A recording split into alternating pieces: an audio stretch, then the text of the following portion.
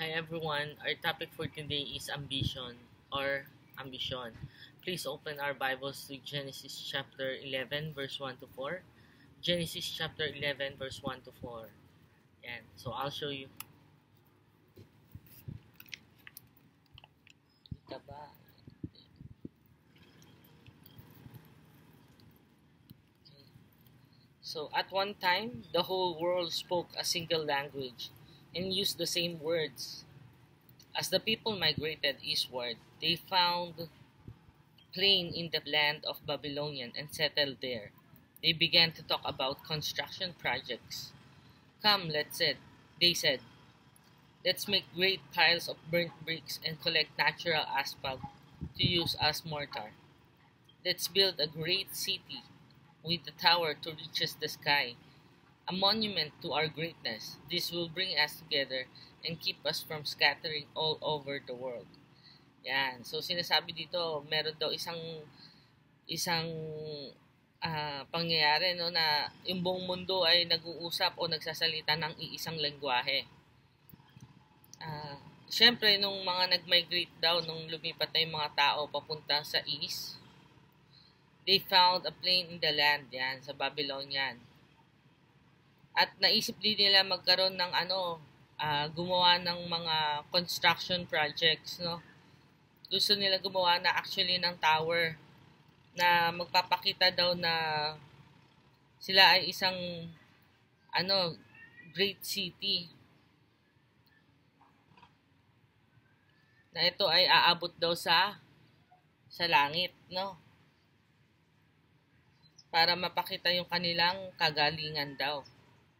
At yun ang iniisip nila magbibigay sa kanila ng mag-unite or magbubuklod sa kanila, no? Yung great tower na binabalak nilang gawin. Pero actually, pag nabasa niyo pa yung verse, kinontinue yun, nagalit yung Diyos doon. Kasi sabi, ang mga tao na to, ito pa lang yung, dahil sa nagkaroon sila ng pagkakaisa, dahil iisang lengguwahe lang yung yung ginagamit nila. So, nagkakaintindihan sila. Kaya nagalit doon si God ginawa, doon na nagkaroon ng iba-ibang language, no? Nagbigay si God ng para magbago. Kasi pag isang lengguwahe lang daw, ang dami nang nating naisip gawin. Paano pa, what more kung hahayaan niya. So, yun. Kaya nagkaroon ng different languages o iba-ibang wika. So, let's proceed to the main topic. Ano ba siya? Ito. So, deep within the human heart lies a God-given longing for significance and lasting accomplishment. Sa kaibuturan ng puso ng isang tao ay namamalagi ang isang Diyos. Binigyan ng pananabik para sa kahalagahan at pangmatagalang tagumpay. Yan. So, but too often we have much lower ambition. The easier road is to out for ourselves and make a name for ourselves. Yan, parang puro sa atin, no? Ngunit madalas ay mayroon tayong mas mababang mga ambisyon. Ang mas madaling daan ay ang batayan ng ating sarili o gumawa ng pangalan para sa ating sarili. It is more difficult, more costly to look out for others. Ito ay mas mahirap at mas magastos upang tumingin sa iba. Totoo nga naman, di ba? Pagka may iniintindi kang iba kaysa sa sarili mo, 'di ba? Mas nakakatipid ka, 'di ba? Pag iniintindi mo pa yung mga ibang tao, totoo na mas malaki yung gastos mo, 'di ba? Kaya sinasabi nga dito na it is more difficult and more costly to look out for others kasi ang dami mong iniisip, ang dami mong binabalak gawin, ang dami mong gustong ma-accomplish, no? Kaya doon din nagkakaroon nung sa topic natin. Sa dami ng iniisip, sa dami ng gusto, yan, So, nagkakaroon tayo ng ambisyon, no? But if our ambition is merely to make a name for ourselves, we waste our talent for all eternity. Sabi nga, no, ngunit kung ang ating ambisyon ay gumawa lamang ng pangalan para sa ating sarili, 'di ba? Tayo lang iniisip natin, ambisyon natin tayo lang, ano. Sinasayang natin ang ating talento at ang buong kawalang hanggan. Yan. Sasayang daw ang ating talento sa buong kawalang hanggan. So, siguro kung yung ambition natin puro sa sarili lang natin, yun, medyo dapat kasi siguro yung goals and objective natin, yung mga ambitions natin, dapat siguro hindi lang para sa atin, hindi lang nakatuon sa atin, hindi lang dahil sa gusto natin maging sikat, hindi lang dahil sa gusto nating makilala, 'di ba? Hindi lang dahil sa gusto natin na maging tanyag yung ating apelyido, yung ating pangalan, no? So, yung ambition natin, hindi lang puro dapat sa atin nakafocus, di ba? Tulad nga nung nangyari dun sa Bible verse natin, di ba? Ang ambition nila is to make a great building project, no? A construction project na para daw makilala sila, no? Na malapit daw sa langit, no? Ibig sabihin, ang gagawin ng structure sobrang taas talaga, no? Parang nasa alupaap ka na, no? Parang sa, 'di ba, pag sa bundok ka, umakyat ka ng bundok, 'di ba? Minsan yung clouds parang ang lapit na sa iyo, 'di ba? Parang nahahawakan mo na, yung sobrang lapit na, no? So yun yung ambition nila na makagawa ng isang construction na project na para nga ipakita yung greatness nila, yung kagalingan nila, no? So, sadly, we become like ants who, after building their hill on sidewalks, proudly proclaim, "Look, it will stand forever." Sabi, nakakalungkot na tayo ay nagiging tulad ng mga langgam na pagkatapos itayo ang kanilang burol sa isang bakanteng actually hindi bakante yun sa isang halimbawa bangketa, kasi sidewalk nga, bangketa, buong pagmamalaking ipapahayag, narito, ito ang nananatili magpakailanman. Pero 'di ba, alam naman natin yung bahay ng langgam di naman talaga ganun obviously ka structurally stable o katibay, no? Kaya nga minsan nadudurog yun o nasisira, no? Pero yun nga, wala talagang wala ang yun yung masasabi na itong ginawa ko na to, forever to, mag-stand to, tatayo to the test of time, no? Like kahit naman mga building sa Makati, 'di ba? Since tinayo na yun ng mga constructions company before pa. Pero ngayon, 'di ba, meron siyang parang time frame, may limit lang siya. Kahit lahat ng dinidevelop na building ngayon, may time frame lang din, may limit lang din. Ilang years yun? 50 years lang. So, 50 years lang halos ang itinatagal ng isang structure na building. And after that 50 years, kailangan na siyang gibain o sirain, no? Kasi yung mga ginamit sa kanya na materials or materials ay hindi na rin ganun katitibay. Pagdating ng panahon, lahat ng bagay na na-construct, na build, nasisira din, no? Yun, so di natin masasabi na yung ambition natin it would stick or would last that long. 'Di ba? Kung tayo lang ang puro sa sarili lang natin iniisip natin. Gusto ko nang puro for yourself lang. Gusto ko nang magkabahay, gusto ko nang magkasasakyan, gusto ko nang magka-motor, gusto ko nang ano pa bang material things, mga cellphone na bago, o gusto ko nang bagong environment, ganyan. Puro for yourselves lang. And wala ka nang iniisip kundi puro sarili mo lang.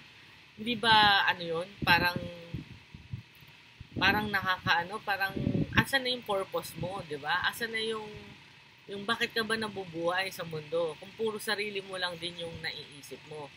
'Di ba? Yung mga magulang mo, yung kapatid mo, yung mga tumutulong sa yung asawa mo, anak mo na nagmamahal sa hindi mo ba sila paglalaanan ng ano mo, ng um, ambition natin, 'di ba? Ng goals mo, ng mga gusto mong mangyari. Yan. Kailangan din lagi tayong hindi lang puro sabi nga ng iba no, puro ikaw ako. Parang puro puro for yourselves lang.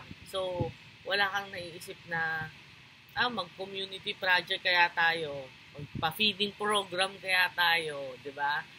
Hindi lang sa mga hayop, kahit sa mga tao. Mag-ano kaya tayo, yung mga old stuff natin, i-try nating yung mga talagang feeling natin, di na natin magagamit, pwede na nating ipamahagi, di ba? Tapos yung mga iba naman na mga unwanted things na rin, pero nandyan pa at napakarami, i-try kaya natin ibenta, malay natin, makagain tayo ng extra income, then meron tayo for feeding program. Yun, maganda din yung layunin na yun, no? So, gagawa ka ng something na ile-let go mo na gamit, at yung nilet go mo naman na gamit na yon, yung mapag-iipunan nun, pwede mo siyang gamitin for tulong sa church, 'di ba? Sa mga bata, yung mga nagsisimba, yan. Pakain ka, pa-feeding program ka, or any extra ng overtime mo sa trabaho mo, baka may extra ka naman diyan. Hindi lang puro sa atin 'yun na nag-overtime ako kaya nga nag-overtime ako kasi gusto ko mabili ko yung mga gusto ko. Minsan kailangan din natin yung focus and attention natin, hindi lang puro sa atin. Minsan kailangan natin na ilaan din pala to sa iba. At saka ang sarap ng pakiramdam pagka tumutulong ka sa iba, yung naipamamahagi mo yung blessing na binigay sa ni God, pero naipapamahagi mo sa kanila, napakasarap dun sa pakiramdam. So ito, we must always be asking for our passion and purpose is to glorify ourselves, diba? Which is temporary lang and receive no eternal rewards, or to glorify God by serving others, which is lasting and brings eternal benefit, no? So, yun nga, minsan kailangan natin isipin na hindi lang puro tayo, hindi lang puro sa atin. Minsan we have to help our brothers and sister. Yan. So, last Sunday pala, we had an incident sa sasakyan namin, and lahat ng church member actually, yung lahat nung kasama namin papunta sa Mother Church na sasakyan, tinulungan din kami para madala yung lalo na si Pastor Eli. Thank you po so much, Pastor Eli, sa tulong ninyo sa pag dala nung sasakyan namin, yung sasakyan namin sa mekaniko. So thank you talaga. Doon nakita ko talaga yung brotherhood, at saka yung pagtutulungan ng bawat isa. Kahit bata tumulong, tunulak yung sasakyan, nakakatawa eh. Kahit anliit pa tumutulong na talaga. So, doon talagang sobrang grateful ako. At nagpapasalamat kasi kung wala sila, mahirapan talaga kami. Puro kami babae that time na nasa sasakyan, di ba? So, thank you talaga sa lahat ng tumulong. And, yan, we must not always think of ourselves lang. Always think of others as well. No? Tapos, kahit napakahirap, kahit napakasakit, kahit niloko ka ng best friend mo pa, kahit ng tinuturing mong kaibigan, no? Kahit ng bago mong kaibigan o kung sino man, pero naloko ka o niloko ka, sinaktan ka,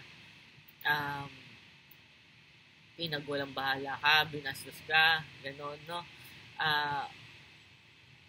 Find it in our hearts na kahit ang sakit, diba? Lagi mo sinasabi, kahit masakit, you have to know what's the best thing to do. What's the best action to take, diba? Kung masyadong masakit, iwasan mo muna kung hindi mo kaya tanggapin. Pero hindi mo lagi sa Diyos na, Papa God, ayaw ko tong burden na to. tulungan niyo po ako matanggal to. At hindi ko po gustong mamuhay ng Kristiyanong buhay na to na meron akong iniisip na hindi maganda sa aking kapwa, sa aking kapitbahay, sa aking mahal sa buhay, sa aking kaibigan, yan. So, ask for God's help na tulungan tayo na matanggal yung burden na dinadala ninyo. Yung broken hearted man kayo o any weariness or anxiety meron tayo, no? So let's pray. Heavenly Father, we come to you today seeking healing and restoration for the sick and weary. Remove their pains and grant them healing miracles by your mighty hands. Help them to know that you don't give trials we cannot face because we never face them alone. Through the power of your name, I destroy, shattered any stronghold that is keeping them from living complete freedom and victory in you. Calm their timid hearts and bring rest to the weary places. Isaiah chapter 38 verse 16 to 17 says that, Lord, by such things people live, and my spirit finds life in them too. You restore me to health and let me live. Surely it was for your benefit that I suffer such anguish. In your love, you have kept me from the pit of destruction. You have put all my sins behind your back. Lord, please heal every sick and wearied heart. Deliver them from broken heart. Yan. Help them to heal. Yan. And there is no one who has the power to heal except you, Father. Psalms 34 verse 9 says that the righteous person may have many troubles, but the Lord deliver him from them all. Keep them safe under your protection. You are a great healer. Send forth your word and heal every wearied heart. Yan po. So, sundan niyo po ako, Ama. Humingi po ako ng tawad sa lahat ng mali kong nagawa. Sa lahat ng kasalanan ko. Pumasok po kayo sa aking puso. Gagawin ko po kayong Panginoon at tagapagligtas. In Jesus' name we pray. Amen. Yan po. So, salamat po sa lahat ng sumunod sa ating prayer. And I hope doon sa mga tingin nyo po na nangangailangan nitong video natin, tong ambition, no? Na para hindi lang po yung sarili nila, baka pwede natin ma-share to sa mga tingin natin na nangangailangan din. And sana makaabot sila hanggang sa dulo ng video kasi nasa dulo po yung blessing natin na prayer. Apo. And yun lang po. So till our next video. Ciao.